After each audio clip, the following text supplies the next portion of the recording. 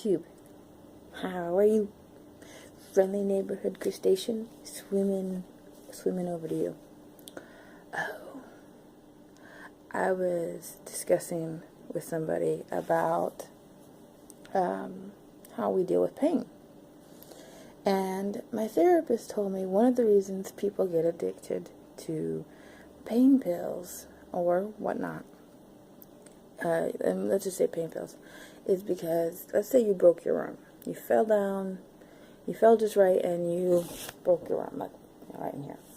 Doctor puts it in a cast, and he says, hey, you know what, this is going to hurt. This is obviously going to hurt as it heals. So I'm going to give you a bottle of Opiant pain pills for you to take to help your pain as your arm heals. Okay, so you take those pills, and your arm starts healing, and it starts getting better, and blah, blah, blah. Well, it not only hurt your arm when you fell, but it hurt your feelings, it hurt your heart, it hurt your soul, it hurt every part of you, you know? I mean, think about it. When you stub your toe, your whole body goes, what have you done? You know, for a few seconds. Now, I'm not saying that traumatic things that people go through are equivalent to breaking the arm or stubbing the toe. I'm just using these as examples, and as minor examples, okay? I know a lot of us have gone through traumatic events 1,000 times worse than a broken arm, stubbed toe, whatever, you know? What I'm trying to say here is about how we deal with it and how easy it is to get addicted to pain pills. Well, you break your arm, you take the pills. Well, you had something traumatic that happened to you in the past. I mean, you guys can think of various things, and I'm not going to sit here and mention anything, but something traumatic happened to you in the past. And you didn't deal with it on an emotional level. You didn't deal with it. You just went on with life because you had to. You know, I'm not saying you didn't deal with it because you didn't want to. You couldn't for some reason. Or maybe you didn't want to because it was too painful. I don't know. But you didn't deal with it. So you have a crack, you have a break in your emotional arm. And then you take those pills for your physical broken arm, okay? And that pain pill, that opiate pain pill, takes care of the broken arm pain, but it also takes care of the emotional pain because you're stoned. You don't feel anything. And you're like, wait a minute. I like this because I don't feel my physical pain and I don't feel my emotional pain. So this is kind of nice. It's kind of nice. And nobody likes to be in pain. It's not nice to be in pain. So it's nice to be out of pain. So you take that. And then the time that your arm took to heal, it's healed, it's over. But your emotional broken arm isn't. So you're like, wait a minute. I'm going to keep taking these pills because even though my arm is healed, but my brain says it isn't because my emotional arm isn't healed.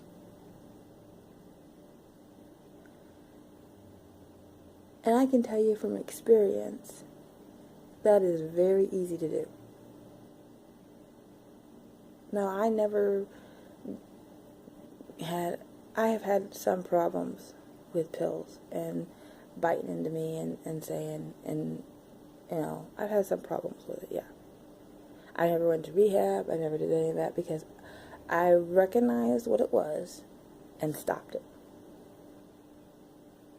Now, that was me, and I know there are some people that can't do that, that don't do that. And I've heard people say, well, they're just this, they're just that. No. They're not anything. You haven't walked in their shoes. You haven't felt what they felt. You can't judge them like that. No, they shouldn't take it. They shouldn't do that. But you can't judge them like that. You can't say, oh, well, they're just a wuss, they're just this, they're just that. No, no, no, no, no, no. You haven't felt what they felt.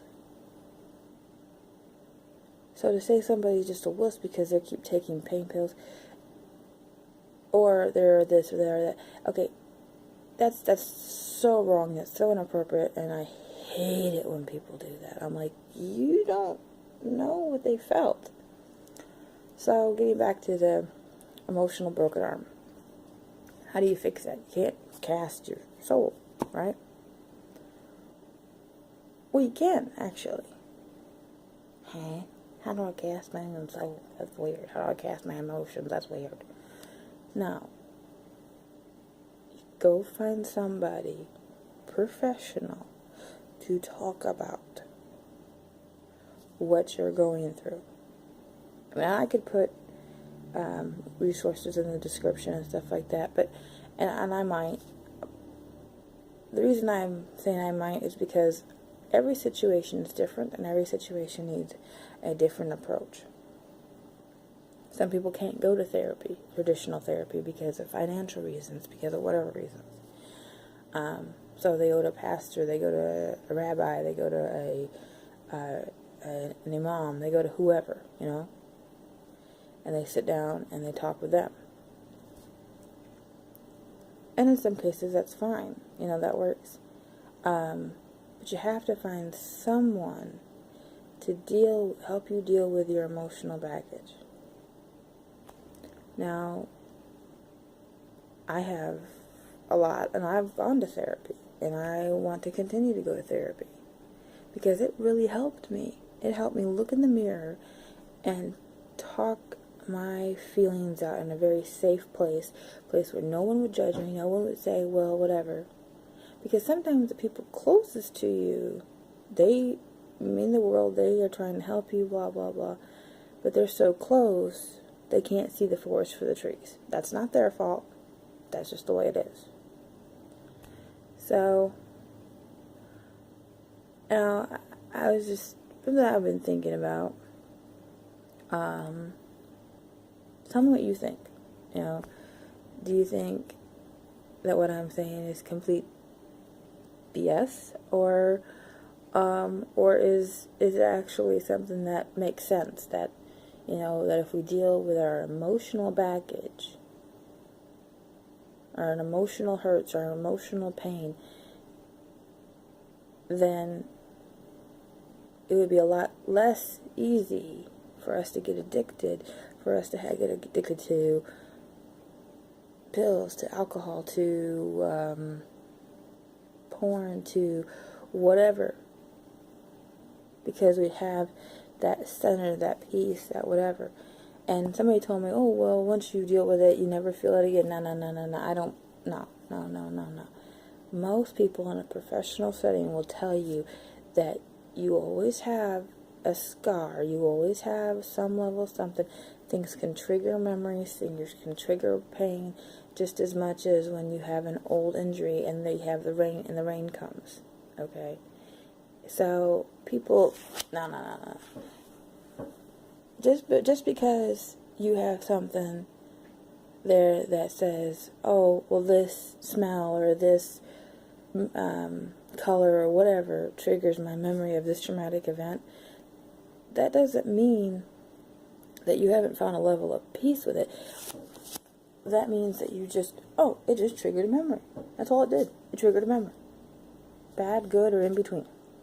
I mean, we all have good memories that trigger. I mean, like, let's say your grandma baking your favorite dish. You smell that, somebody else makes it, you smell that triggers a memory of her. That's not a bad, triggers are not the problem, it's how we deal with them. If you are like, I'm going to deal with my triggers by popping pills, or I'm going to deal with my triggers by whatever, that's the problem. Because then again, you have to go back to the fact that you haven't dealt with what the real issue is.